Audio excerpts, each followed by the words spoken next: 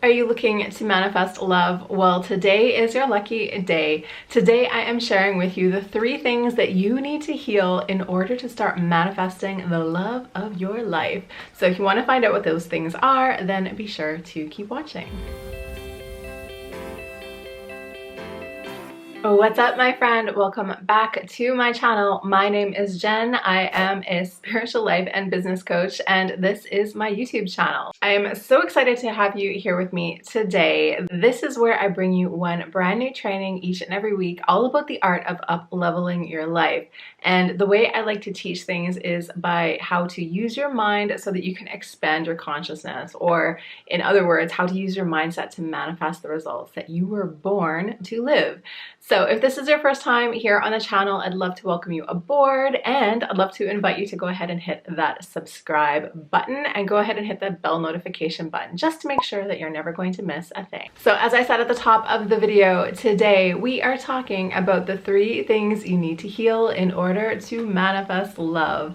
And I've said this on this channel before, but I will definitely say it again, but love and money are the top 2 things that I get asked about the most, and this video comes by popular request, and I really can't wait to dive into this topic with you. The thing is, I know I'm already kind of twisting the usual way that people look at love and manifestation, because I'm going right in and telling you what you need to work on healing before you can manifest what you really want.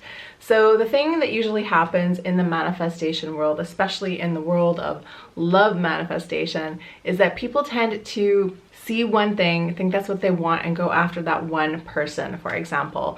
And usually this doesn't work out. Usually I see all kinds of things going wrong with this, like people that are convinced that this person that treats them terribly is their twin flame, or people that aren't unpacking the patterns that they are already living through in their life, and therefore they're just perpetuating the same thing over and over, even with the tool of manifestation.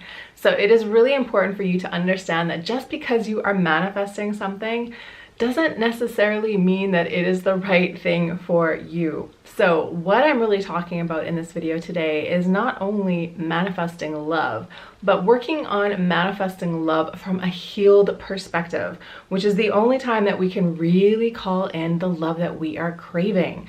Otherwise, if we are coming from this place of lack, if we are feeling low in self-worth about love, again, we are going to be chasing the wrong person. We are going to be getting ourselves into the same old repeating negative patterns, and we are never going to get this person that we're going after to be what we really want. In this video, I am asking you, if you are this person who is hung up on somebody right now, I want you to just, put a pin in that and put that to the side of your mind. And I want you to remember that the real thing that you are after right now is manifesting love, a relationship, a romance that is actually good for you. And it may not be the thing that you think it is right now.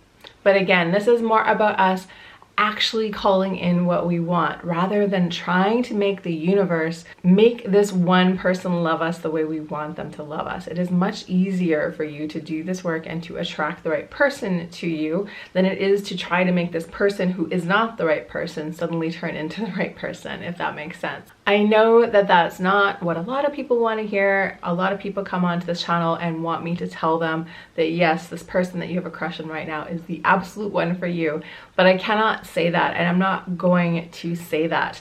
But I will help you to work on the issues that you have and to ultimately manifest something that is good for you. I never want to perpetuate these things, especially when they're unhealthy. And so many times when we're in the middle of the situation, we have no idea just how unhealthy it really is. So if you are willing to let go of what you think love should look like, and you are really willing to put in the work to create the kind of relationship that you want, then this is the video for you.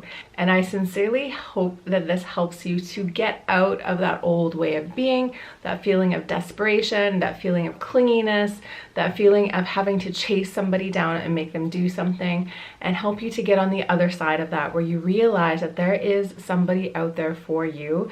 And when that person comes along, you aren't going to have to negotiate with the universe to get them to treat you well. You aren't going to have to play games in order to become somebody else so that they like you. They are just going to like you, and they are going to be amazing for you, and you won't have to work at it. And doesn't that sound better than putting in all that extra work and worry? That is what my aim is with this video today. And of course, with any manifestation journey, it always begins on the inside. So before I get into the actual tips, maybe let's just talk about that for a moment.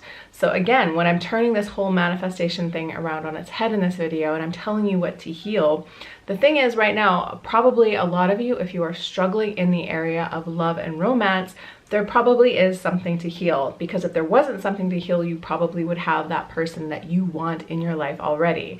It is really easy, especially in the world of dating, to blame all the other people that we encounter along the way. It is this person's fault that they didn't love me. It is this person's fault that they treated me terribly. And of course, the way somebody treats you is of course on them. But why do we keep attracting these people? Why do we keep showing up for these people? Why do we keep making room for these people in our life? Those are the deeper questions that I hopefully can help you to get to the other side of today, or at least give you food for thought so that you can start to give yourself the love that you need. You're going to just keep manifesting those same old things over and over and over again. This is a subconscious block that you have around love. And unless you go in and do the subconscious healing work and the reprogramming work, you are going to continue to perpetuate the same thing. So if you are feeling exhausted, if you have gone on the dating carousel around and around and you feel like you're not getting anywhere, if you are tired and you are really ready to make a change in your love life, again, I invite you to stop putting all your hopes and dreams on the next person you match with on Tinder. I invite you to stop, going after the same types of person. And I also invite you to stop worrying so much about how to make somebody like you, and start to learn how we can heal ourselves from the inside so that we're in that place of loving ourselves. And that is when we attract somebody who loves us exactly for who we are, without us having to contort ourselves to please them. So with that all being said, let's get into the actual tips that I wanted to give you today. And so again, yes, this is all about healing. This is all about stuff you can work on yourself. But that is really the best news of all, because you don't have to wait until somebody comes along in order to start your romantic journey. You can start this journey before this person shows up, and in fact, it is way better if you do. The thing is, we have all been conditioned to think that being in a relationship is somehow better than being single, but that is really not the case. And actually, a relationship ultimately always becomes a mirror for all the issues that you have. So the best thing for you to do, if you really want that heart-centered, amazing relationship, it is to start working on your healing journey now, because this stuff isn't just going to go away when Mr. Right or Miss Right walks in the door.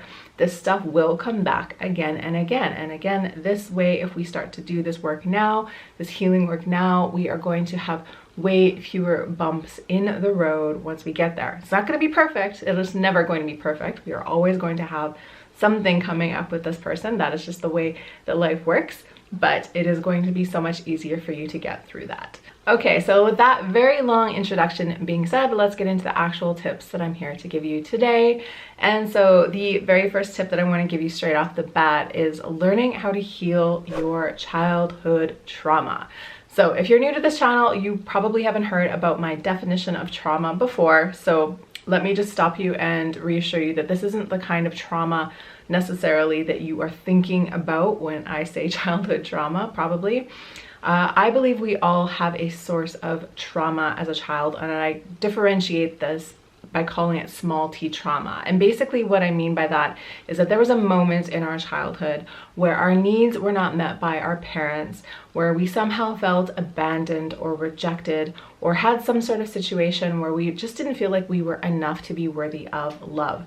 This is a very common experience, but even though it is a common experience, that doesn't mean that it doesn't matter. It actually can come back up and perpetuate itself, especially in our romantic relationships, over and over and over again, unless we can go back in and look at what this core issue was and learn how to heal it. So when it comes to romantic relationships, I'm sure we've all had this experience of when you first meet somebody and you're kind of on your A game and everything's going great and everything is sort of sunshine and rainbows and unicorns. And then somewhere along the way, things start to get less rosy and people start to notice all these things about their partner that they didn't really see before. Well, part of this is because when we first meet somebody, we are operating from our conscious mind. So every single moment that we're with this person, we are on our best behavior. We are paying attention. We are bringing our best self forward. But the longer that you spend time with any one person, the more this person is going to see the other side of you, which is your subconscious mind. These are the things you say, the reactions you have, the patterns that you behave in that really come from your childhood. And for many of us, these small t trauma from our childhood are still playing out in our actions as an adult, only we are not aware of them because they are in our subconscious mind. But this can be the source of so many of the issues in a relationship. So again, it is really crucial for you guys to start to become aware of your patterns, become aware of your triggers, and start to do this healing work on yourself. So to that end, I'm not going to get into this specifically in this video, but I would really suggest doing some inner child work or some reparenting work. I actually have a few videos about reparenting you can go back and check out. But basically what this process is, it's about going back into that moment, realizing the sense of loss or the sense of lack that we have, realizing what we made this story mean, and then trying to go back and heal that version of us so that we can heal ourselves in the current moment. And that might sound a little out there for you if you've never been in the world of coaching or therapy, but you can really do a lot. All of our memories are just stories, and we are conscious adults right now, and we can change the meaning of what we think those moments in time meant. And it is actually so beneficial for you to go in and do that, and to just take out that sting, that little trauma that occurred to you way back when. Again, this is going to help you stay out of this reaction mode. Like, you know, those moments when you do something and you're not even really sure why you did it. That is because you are acting from your subconscious mind and you have triggered something that has come from your past. So it is in your best interests, if you want to build the kind of relationship that you're dreaming about, to go in and do this deep healing work on yourself first. It is important for you to do that to lay the groundwork for the healthy relationship that you want. But it is also important from a manifesting point of view, because we will continue to manifest the same situations because we're manifesting not only from our conscious mind, but from our subconscious mind. And our subconscious mind wants all kinds of things for us that we don't actually want. So it is super crucial for you to stop falling into the same trap, to stop dating the same kind of person, to stop feeling the same kind of way in every single relationship you get into. If you have any repeating patterns like this, I would really suggest doing this work. So go back, check my old videos for the inner child or the reparenting videos. That will really help you to get a head start on this stuff. Okay, item number 2 that you need to heal in order to manifest your next romantic relationship. This is healing the issues that you may have picked up as an adult in your romantic relationships, or from any of your romantic relationships, maybe even when you were a teenager. So I was just talking about stuff from our childhood specifically that you need to heal. And that is really important, especially because we absorb so much from the world around us before we were even 8 years old. So all the stuff that you learned as a child is super influential on your life today, whether or not you even notice. But our first romantic relationships and our biggest heartbreaks can also have an impact on our life going forward.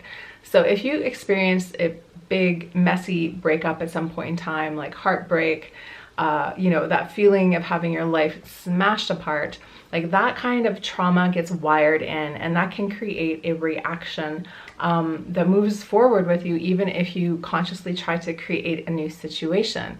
So again, it is important to really consider these moments in time. And I know that in our culture, we tend to kind of gloss over the breakup stuff. Like if you break up with somebody, you're supposed to heal and get back out there and start dating as fast as possible.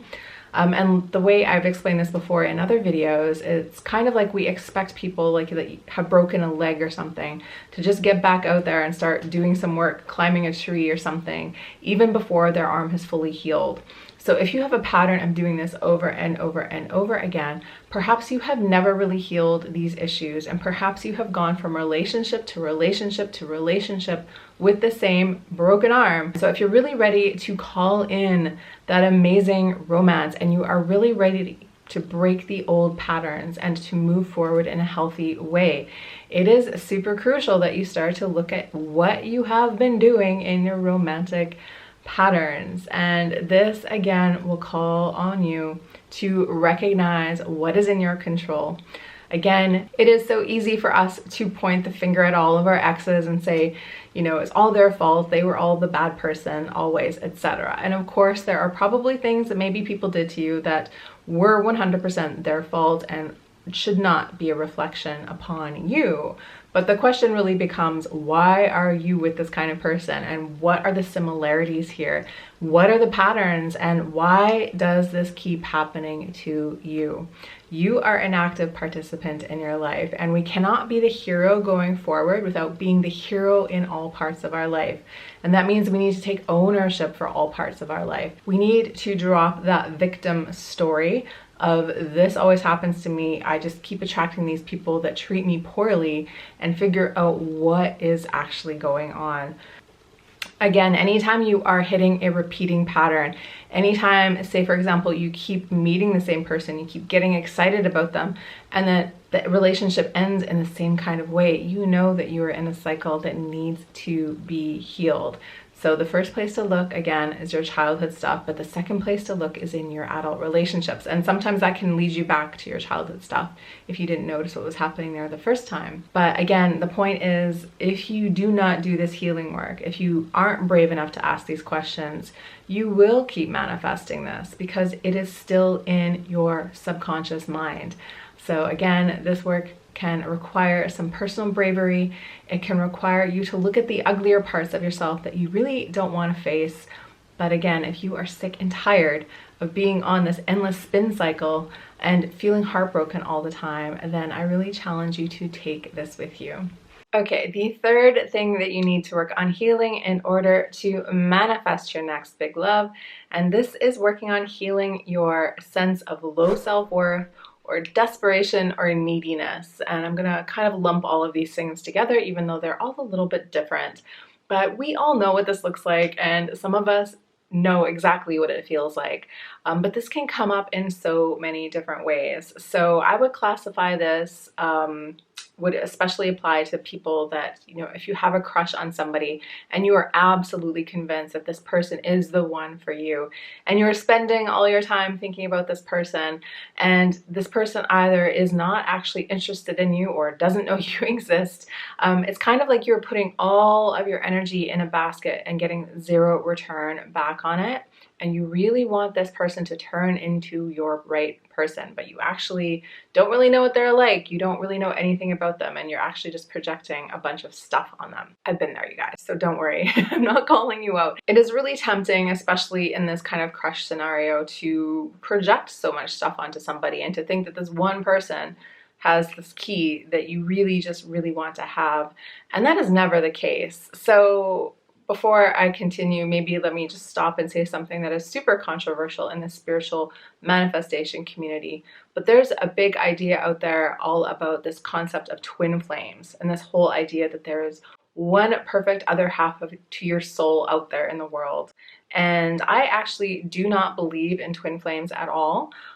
Again, this comes to my kind of core spiritual value of non-duality. So if we think we are all part of source consciousness, that means we are all soulmates. And that means that there's not just one half of you wandering around out there somewhere. That means that we are all connected. That means we have this connection with everybody.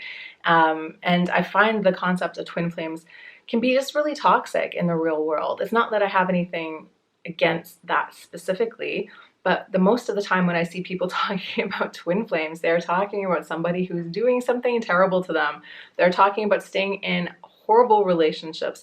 They're justifying holding on to these things for way longer, or waiting around for somebody who's not interested, or something like that. So I want you to let go of this concept, because it is so limiting. It is so limiting. It is so much better to go through life knowing that there are lots of soulmates out there. In fact, I would conclude that that is the abundance way to look at manifestation and manifesting love. Why would you want to believe that there's only one person out there and that perhaps when you meet that person, they're not really a great fit for you? That is not an abundant way to look at love. That is not an abundant way to experience love. And that is, of course, going to perpetuate some really unhealthy choices.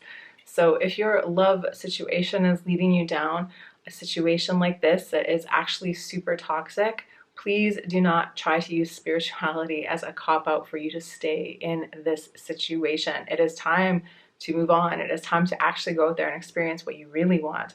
It's time to go find one of your many other soulmates and have that relationship that you really want. So I'm bringing that up again because I find that people get hung up on one person and call it their twin flame and get really reluctant to, think about anybody else. And that is just really a unhealthy place to be. And again, it is a completely non-abundant way of looking at the world. It becomes a fear-based way of looking at the world. And that's how I know these things are not empirically, spiritually true. So low self-worth behavior can become this fixation on one person.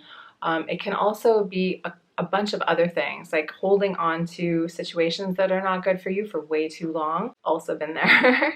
It can also be this super need to please, or this experience. I've seen this happen to people, and I know I've probably done this as well, but like trying to turn yourself into this perfect person so the person that you want is going to love you.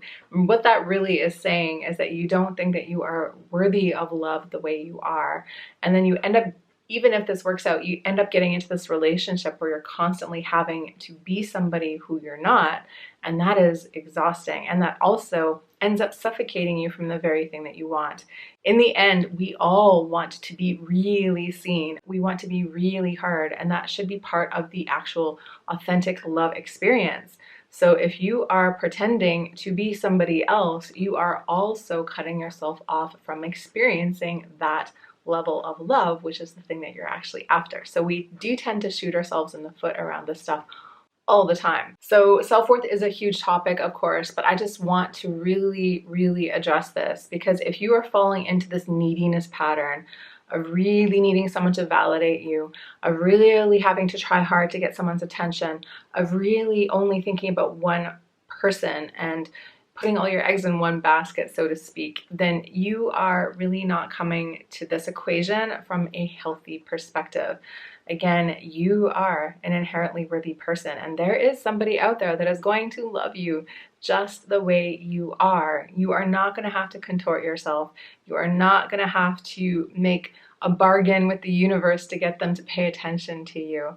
You are not going to have to play any of these games when it is right. So please know that in your heart. And if you're feeling a resonance with any of these things that I just spoke about, it is totally okay. This doesn't mean anything about you. It is just time to catch yourself in this low worth behavior and to realize that you need to do some work to build yourself up.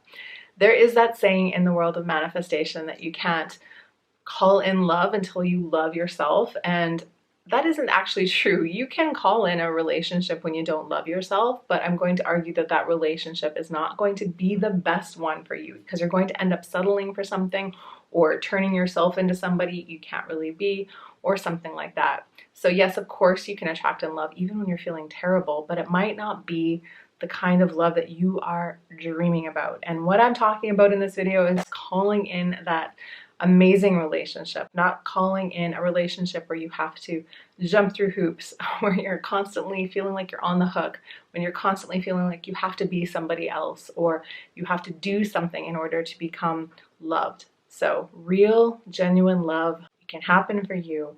And if you're feeling resistance about that in any level, it is time to work on your self-worth in that area. Otherwise, again, we're going to keep manifesting the same things, perpetuating the same patterns, and we're going to keep going through the same low vibe experiences. So we all have the capacity to work on our self-love, to work on our self-acceptance, and to understand that we are already somebody's perfect person. Like, that's the thought that can give me so much hope when I'm feeling down, is like when you are thinking about finding your love, you have to remember that a relationship isn't one-sided and that your person is also out there looking for somebody just like you. So why would you waste any of your time chasing down the wrong person, trying to be someone else, putting all your eggs in this basket that you know is not the one for you, when you could be opening your door to the person who is right for you? This rushing from relationship to relationship, this need to please, this feeling desperate for this one person to validate your attention, all of this is a big red flag sign. I would challenge you, if you're feeling this one, to give yourself some time, give yourself a romance break and go out and learn how to romance yourself for a while. I know no one wants to hear that, but honestly, learning how to become your best friend, your own best support system, your own best self-acceptance system, this is the gift that you will take with you in every area of your life going forward. And I promise you, it will always pay off hugely in the end. Okay, so those are the 3 things that you need to heal in order to manifest your next amazing romantic relationship. And just to recap, that is healing stuff from your childhood, healing stuff from your previous relationships, and healing your neediness or worthiness or desperation issues, of which many of us have a lot. So if you can do work on these, and I don't mean becoming perfect because perfection doesn't exist, but changing your perspective, giving yourself that love, starting to work on your own sense of self-worth, you are going to be manifesting from a place of power and a place of authenticity, and that will always be rewarded in spades by the universe. When we are manifesting with this sense of lack, then that is what we continue to draw into our life, and this is exactly the pattern that I'm inviting you to break today. So I hope you take these tips today. Again, if you want to dive more into this work, you can go back and check my reparenting videos. You can also, I would like to invite you to come work with me in a hypno manifestation series. This would be a 67-day container where we do 3 sessions and I give you a customized hypnosis that you can listen to at home and really help to rewire in this new message that you want to live. There are no coincidences. I know you found this video today here for a reason. So I hope that you really take this message with you and really do the work to integrate this and do this deep healing on yourself. It is so, so worth it. So that is it for today's training today. Thank you so much for watching this video. If you guys liked this, please do me a favor and give it a like. If you know someone that could use this message, then go ahead and pass this along to them. I would so appreciate your help in growing this little community here. Other than that, I will be back here in next week's training video. So until then, I'm wishing you so much love. Please go remember that you are so worthy, my friend. And other than that, happy manifesting, and I will see you soon.